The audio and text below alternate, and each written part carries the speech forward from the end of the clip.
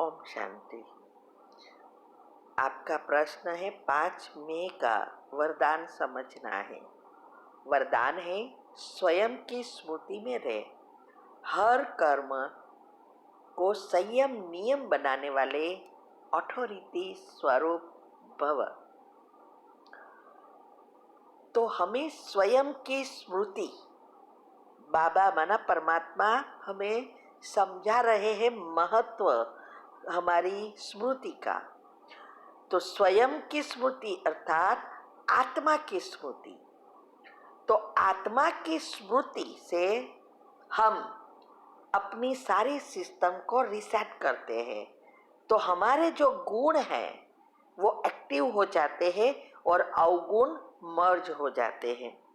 तो इसके लिए बाबा कहते हैं कि जैसे साकार में माना जब परमात्मा इस सृष्टि पर ब्रह्मा तन में अवतरित हुए और उसने उसके द्वारा जो कुछ कर्म करवाए वो आज हमारे ब्राह्मण परिवार के नियम हो गए।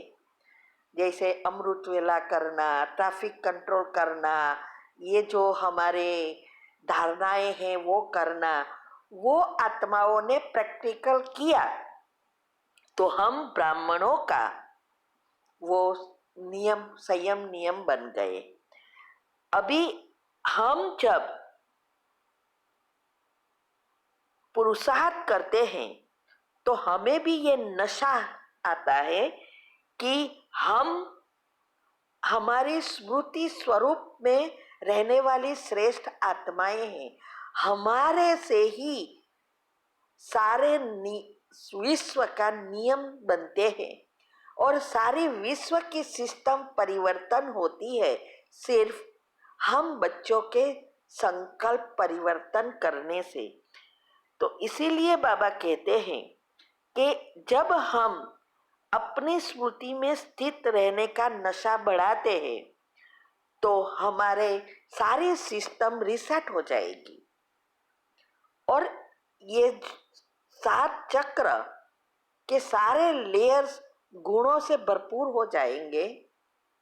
तो नेचुरली हमारे संकल्प पॉजिटिव हो जाएंगे, गुणों से हम भरपूर हो जाएंगे। तो हमारे एक एक कर्म और बोल भी श्रेष्ठ हो जाएंगे और वही नियम बन जाएंगे दुनिया में।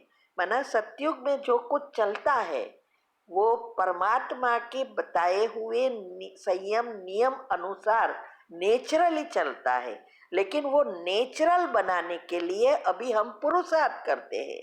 फिर धीरे धीरे धीरे धीरे वही सारा नियम संयम जो है वो द्वापर से भी स्थूल में शुरू होते हैं और कर्म के नियम भी उसी तरह से बनते हैं और सारा विश्व उसको फॉलो करता है। इसीलिए बाबा कहते हैं कि जब हम हमारी स्मृति बदलेंगे, आत्मिक स्मृति में रहेंगे, स्वमान में रहेंगे, तो हमारे सारे संस्कार परिवर्तन होंगे। हमारे बोल चाल चलन चेहरे वाणी व्यवहार सब परिवर्तन हो जाएगा और तब हम इस नियम बनाने की अथॉरिटी बनते हैं। क्योंकि सारा आपामंडल यह 33 करोड़ और इसमें भी 9 लाख आत्माओं के ही है। 10 डायमेंशन में जो ऊपर के पॉजिटिव डायमेंशन है वो वही आत्माएं हैं और उसका ही प्रभाव सारे विश्व में पड़ता है, सभी आत्माओं पर पड़ता है। जब वो सभी ग्रह नक्षत्र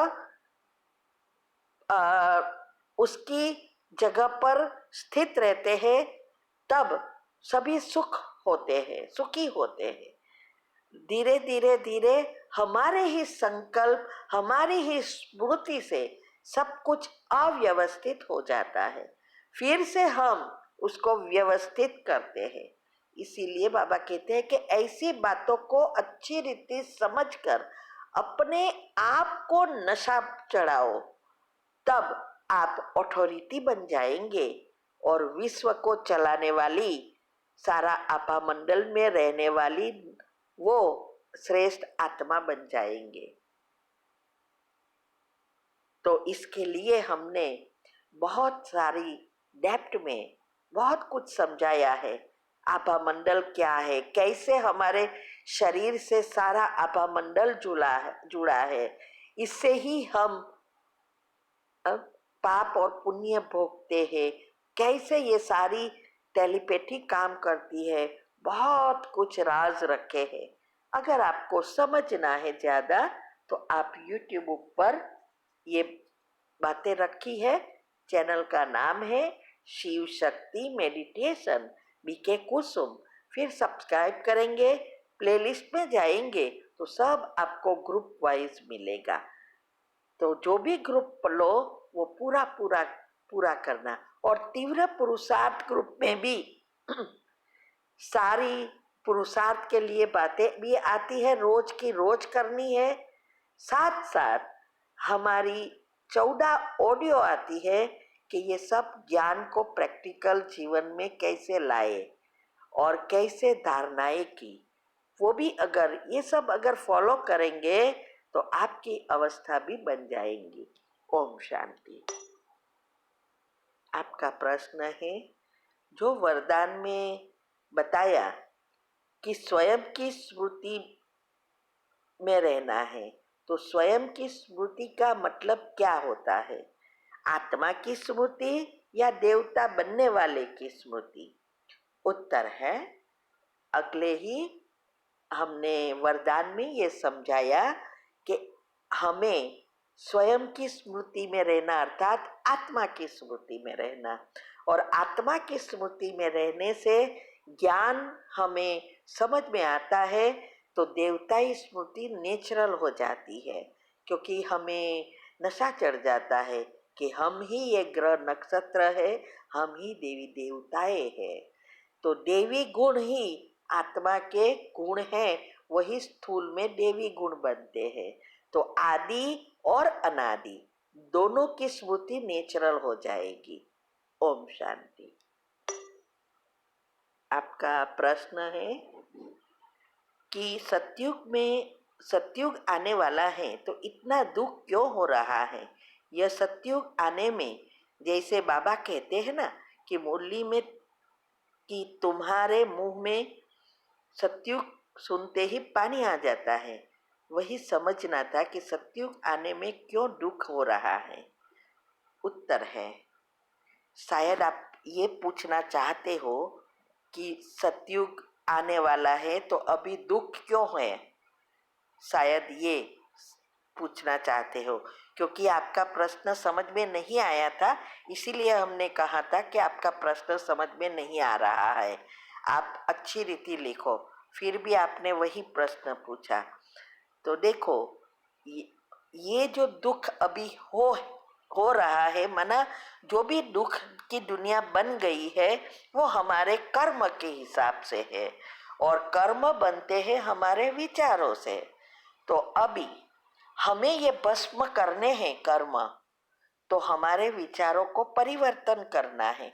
वही बाबा हमें सिखा रहा है कि कैसे हम इस दुख की सभी बातों से छूटकर ऐसे सुख की अनुभूति करें, ज्ञान स्वरूप बने, जिससे सतयुग की बातें नेचुरल याद रहे और हमें नेचुरल खुशी होवे। कितना भी दुख आए फिर भी सतयुग की बातें इतनी नेचुरल हो जाए जो हमें दुख का अनुभव ना हो। और यही कहलाता है तीव्र पुरुषार्थ। और इसके लिए हमने विधि बताई है कि क्या करना है वो करो। ओम शांति।